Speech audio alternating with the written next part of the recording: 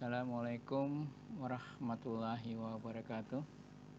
Bertemu kembali dengan pelajaran biologi kelas 11 semester Ghazal. Pada pertemuan kali ini kita akan berbicara tentang keterkaitan struktur sel pada jaringan dengan fungsi organ hewan. Nah, materi ini merupakan materi KD 3.4, yaitu menganalisis keterkaitan antara struktur sel pada jaringan hewan dengan fungsi organ pada hewan. Dan KD 4.4 menyajikan data hasil pengamatan struktur jaringan dan organ pada hewan. Nah, untuk mencapai kompetensi dasar ini, indikator pencapaian prosesnya adalah: pertama, mengidentifikasi jaringan yang terdapat pada hewan dan manusia, mengidentifikasi jaringan yang terdapat pada organ, mengidentifikasi struktur jaringan pada hewan dan manusia, serta menganalisis hubungan struktur jaringan dengan fungsi organ. Baik, untuk mencapai indikator ini, mari kita ikuti materi berikut ini. Oke, kita lihat apa saja jaringan yang terdapat pada tubuh manusia sebagai gambaran awal. Ini kita lihat, kalau kita lihat ini bagian dalam tubuh kita. Kalau kita kelupas ini, kalau kita kelupas, maka akan kelihatan seperti itu, ada tulang, ada tulang.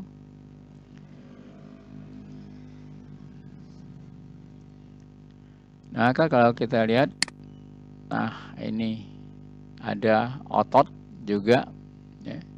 Jadi pembungkus tulang ini adalah otot. Kemudian kalau kita lihat lagi bagian dekat sini, dekat bahu ini, itu ada jaringan juga, jaringan ikat. Kemudian di bagian sini, perut, itu ada jaringan lemak, jaringan lemak. Kemudian di pembuluh darah, di dalam pembuluh darah tuh ada jaringan darah. Kemudian pada ini ada rawan. Nah, kemudian kita lihat yang ada pada tangan. Tangan kalau kita lihat juga, kalau kita klik, nah ada jaringan ini. Kemudian di sini kalau kita klik, nah jaringan ini. Di bagian sini, klik, ada jaringan ini. Di bagian sini, ada jaringan ini. Ini jaringan ini kita bicarakan nanti satu persatu apa itu nama jaringannya. Nih jaringan. Ya, mari kita bicarakan satu persatu. Nah, jaringan pada hewan. Kita ketahui bahwa jaringan pada hewan itu terdiri dari 4 jenis, yaitu jaringan epitel, jaringan ikat, jaringan otot, dan jaringan saraf. Nah, kita lihat apa sih sebenarnya jaringan epitel. Nah, jaringan epitel adalah jaringan yang berfungsi untuk menutup permukaan luar tubuh. Itu jaringan epitel. Ya. Nah, silakan kau baca dengan seksama apa itu, kemudian bagaimana jaringan epitel ini. Nah, jenisnya cukup banyak jaringan epitel ini. Berdasarkan fungsinya ada epitel selapis, epitel kelenjar. Nah, epitel selapis ini berfungsi untuk memproteksi, ya, permukaan organ dan kelenjar dalam tubuh.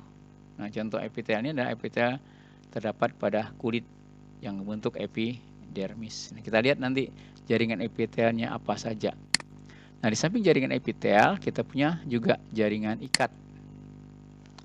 Jaringan ikat adalah jaringan yang memiliki fungsi untuk mengikat serta menyokong bagian jaringan yang lain. Jadi fungsinya adalah, sesuai dengan namanya ikat, adalah untuk menyokong dan mengikat.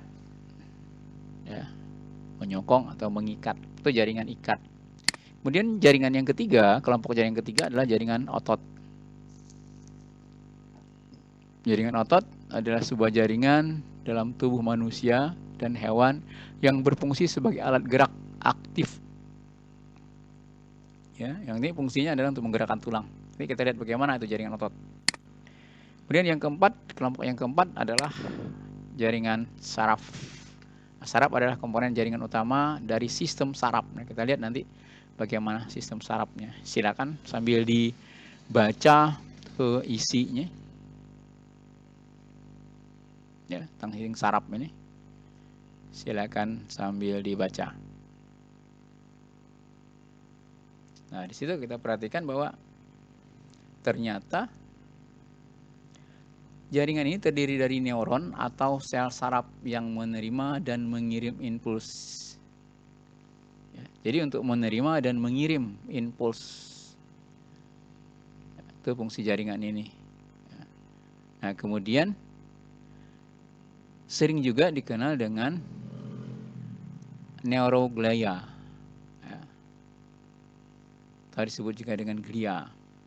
Ya, itu untuk jaringan saraf.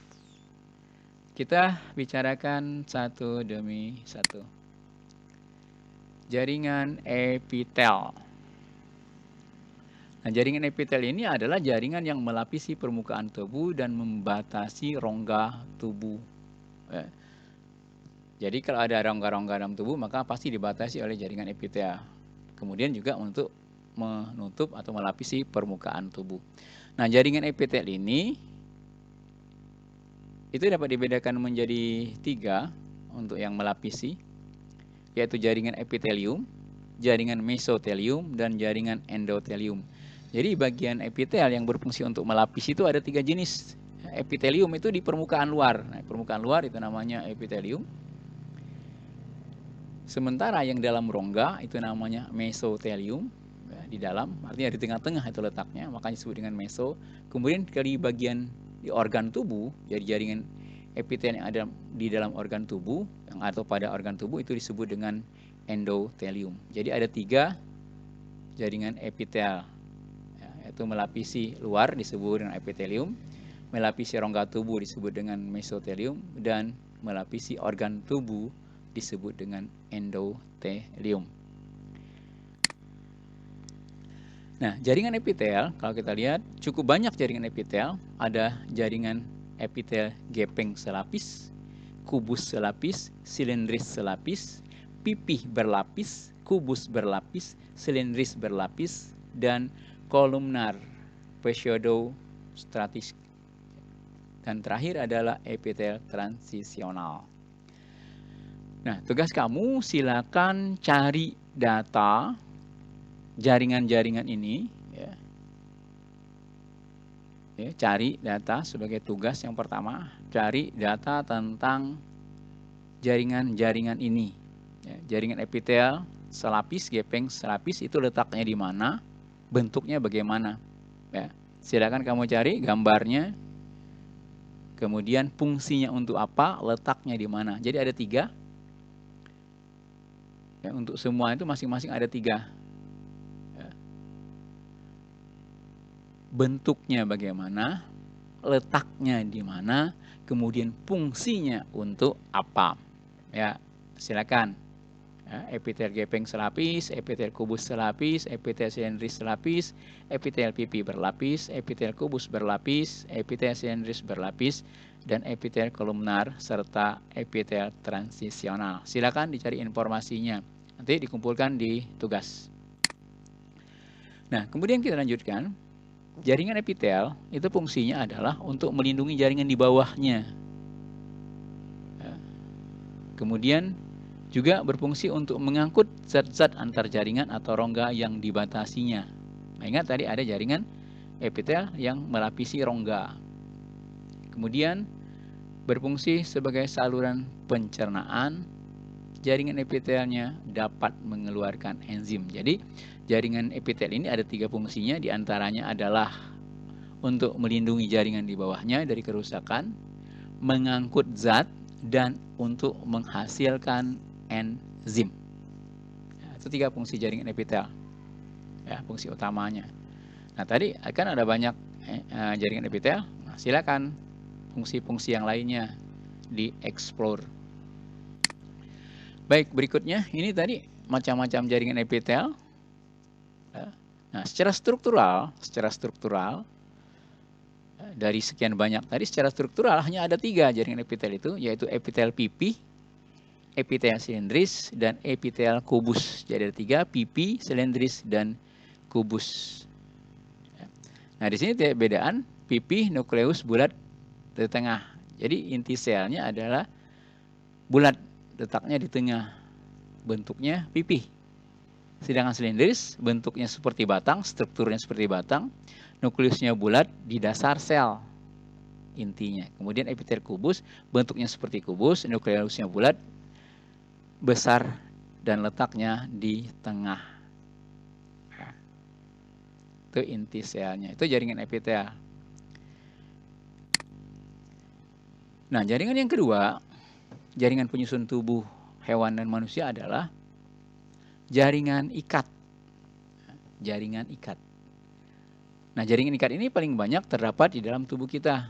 Nah, fungsinya diantaranya untuk menyokong dan memperkuat jaringan tubuh.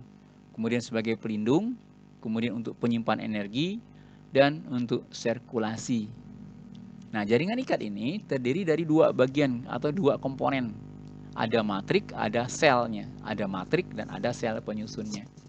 Nah, kita lihat bagaimana komponen penyusun atau struktur secara strukturalnya. Nah, sel jaringan ikat tadi ada 2 kan komponennya, ada matrik, ada sel penyusunnya. Nah, sel penyusunnya ada namanya sel fibroblast. Ya, itu sel yang berbentuk serat. Sel yang berbentuk serat. Kemudian ada sel lemak, sel adiposa, ada sel plasma yang memproduksi antibodi dan antigen.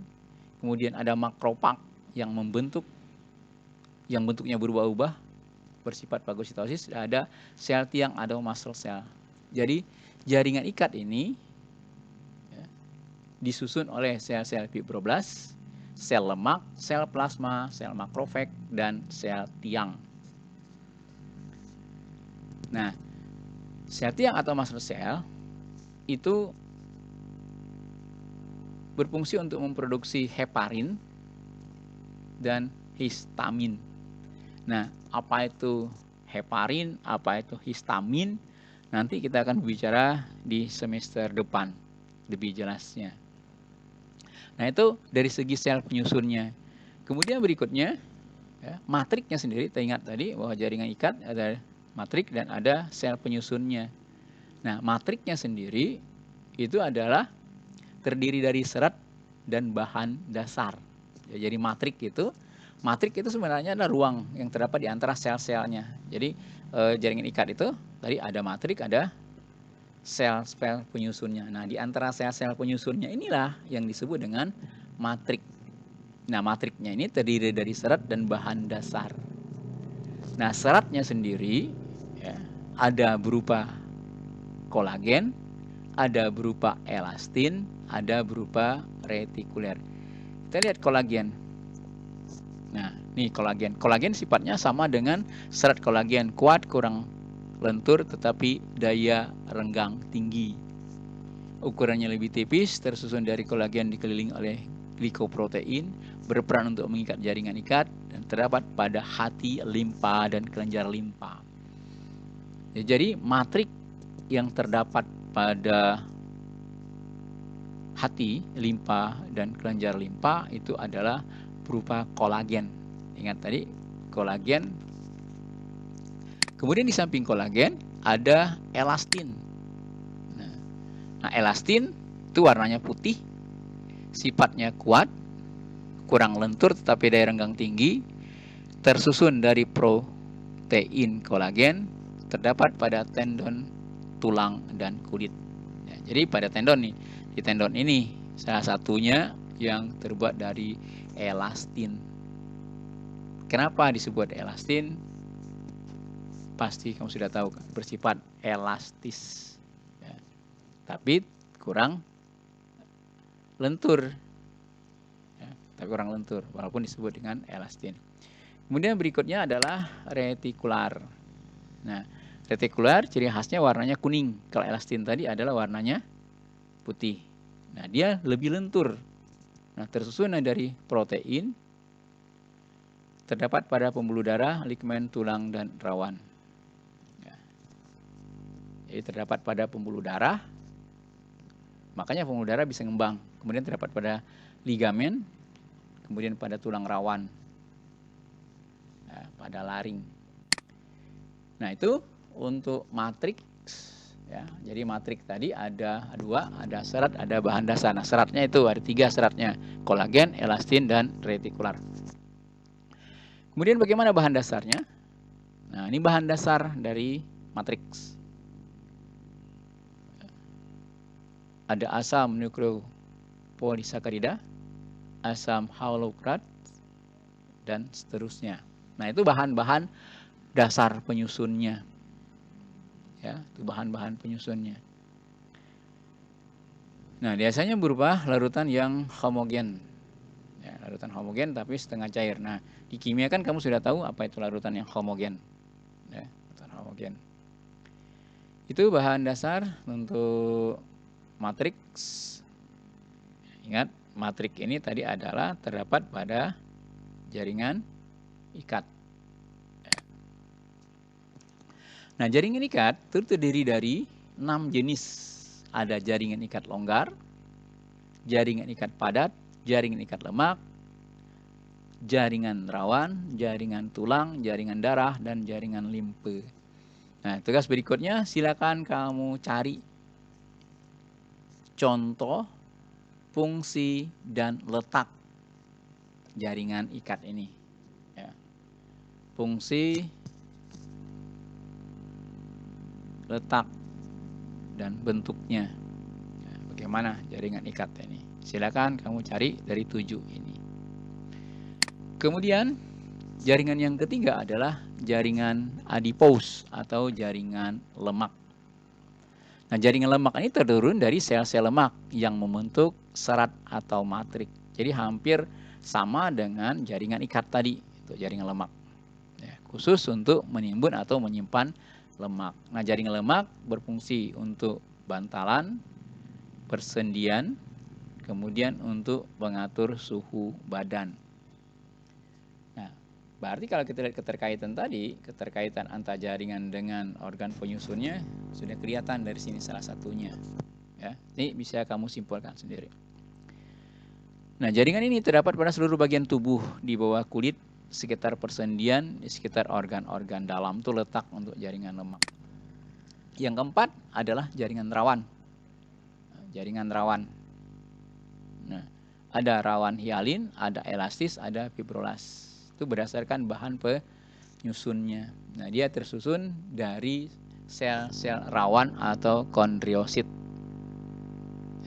Itu sel penyusunnya sel rawan atau kondriosit itu untuk jaringan rawan. Jenisnya ada 3 berdasarkan bahan penyusunnya, rawan hialin, elastis, dan fibroblas. Nah, silakan kamu cari lagi informasi fungsi rawan hialin, elastis, dan fibroblas dan di mana letaknya. Berikutnya jaringan kelima adalah jaringan tulang.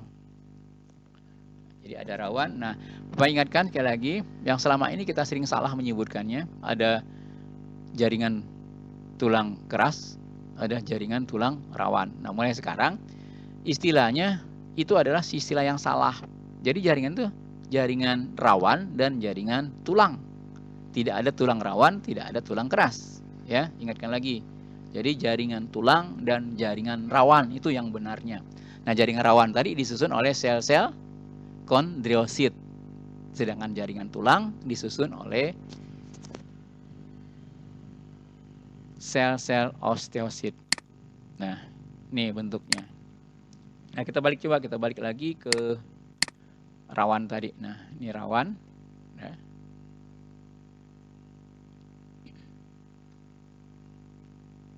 Ini rawan, ada 3. Nah, jadi ingat tadi, bukan tulang rawan, tapi jaringan rawan disusun oleh sel driosit, ya. Nah, kemudian tulang ini jaringannya seperti ini, ya. Ada bagian-bagiannya, ada lamela, canaliculi, ada lamela, ada canaliculi. Jadi pada tulang itu, nah ini lamela itu adalah lapisan-lapisannya, jadi seperti lingkaran-lingkaran, ya.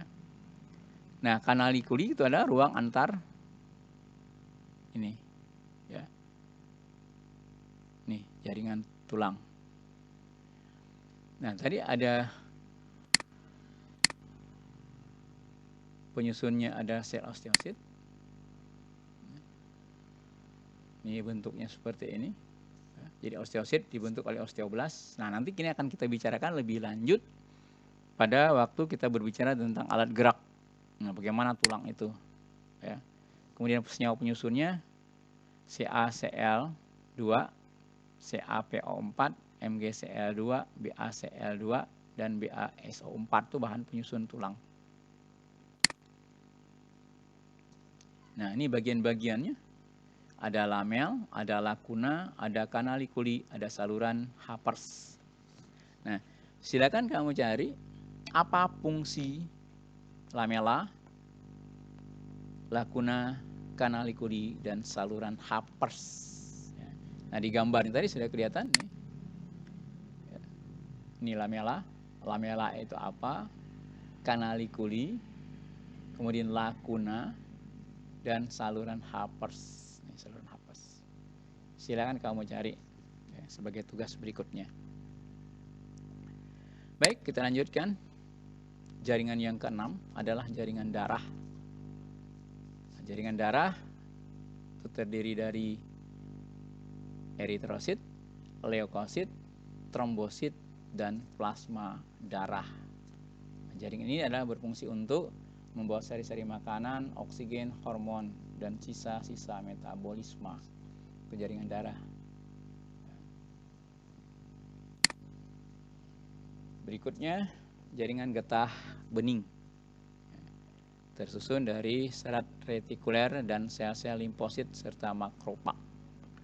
Nah, terdapat pada organ timus, itu letaknya, limfosit, dan seterusnya. Itu jaringan getah bening.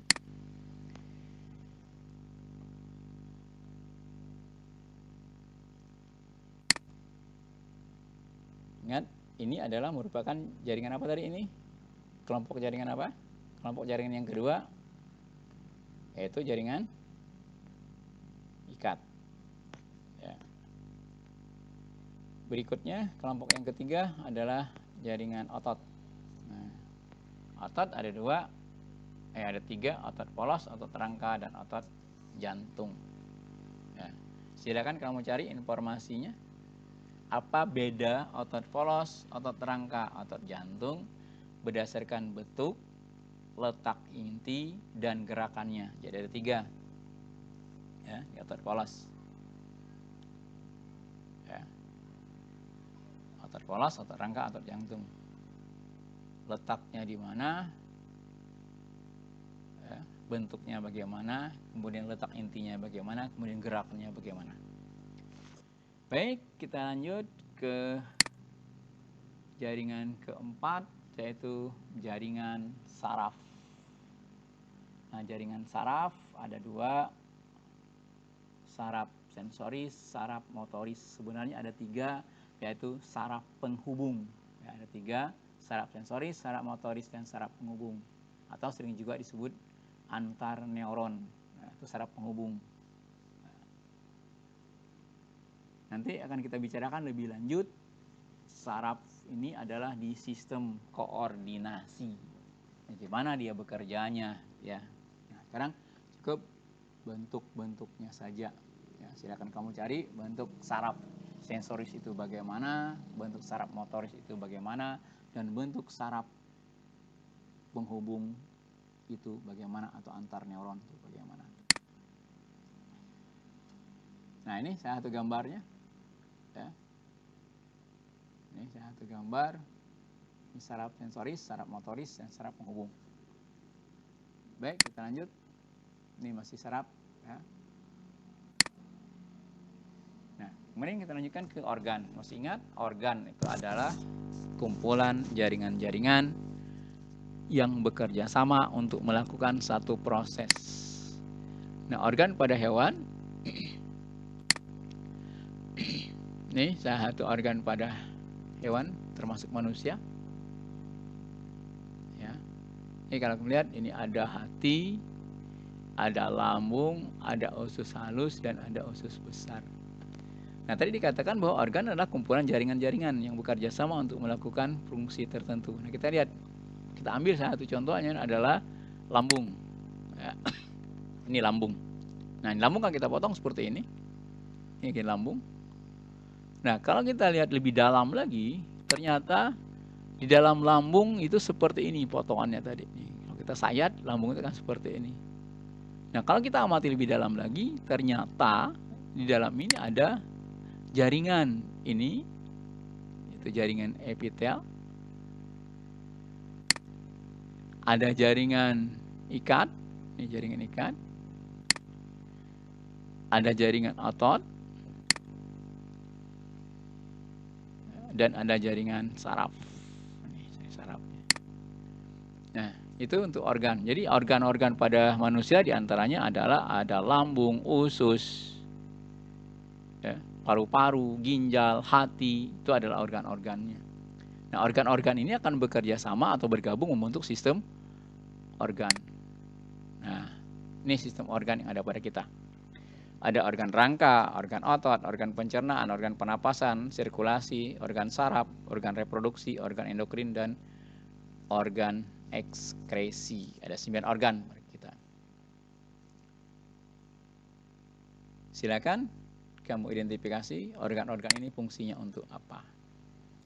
Oke, ini ya. Jadi ada rangka, tuh fungsinya. Kita lihat, nah ini rangka. Ya. Fungsinya untuk tubuh, melindungi organ, menyimpankan. Nah, ini rangka-rangka ini kalau kita perhatikan, rangka ini kan sistem ya. Nah, kenapa sistem? Karena disusun oleh organ. Apa itu organnya? Organnya diantaranya ada organ tangan, ada kepala, ada dada. Nah, kenapa ini disebut organ? Tangan disebut organ, dada disebut organ.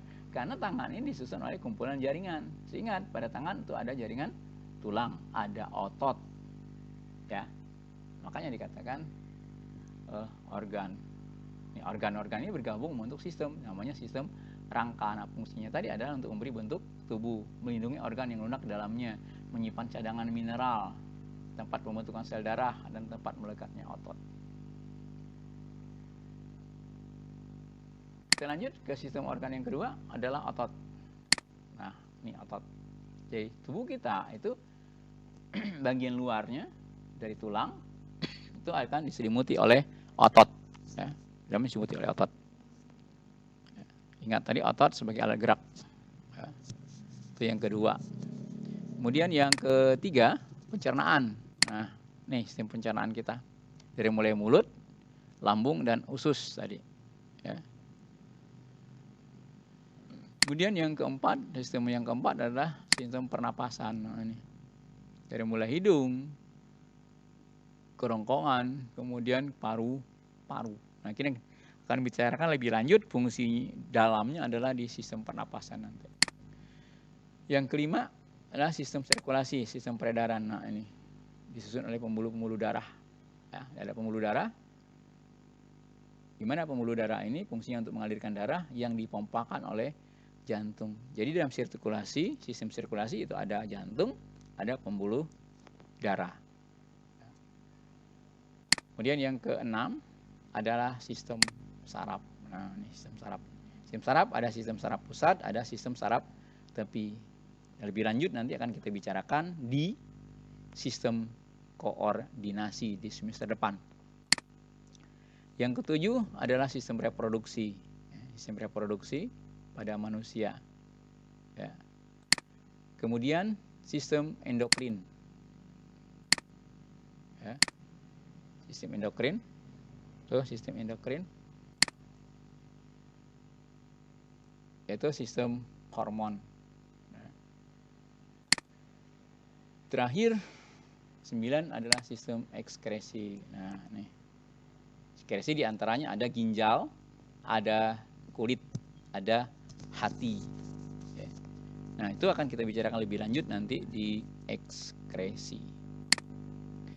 Demikian materi kita hari ini. Jika ada yang tidak jelas, silakan ditanyakan melalui forum chat. Kemudian tugas-tugas tadi silakan diulang kembali videonya, kira-kira apa yang ditugaskan. Ya, Bapak tidak akan memberikan tugas secara langsung, tapi informasi yang ada di video inilah yang akan menjadi tugas yang harus kamu kerjakan. Ya, tugas yang harus kamu kerjakan. Silakan, jika ada yang jelas, silakan tanya di forum kelas timnya. Terima kasih. Assalamualaikum warahmatullahi wabarakatuh.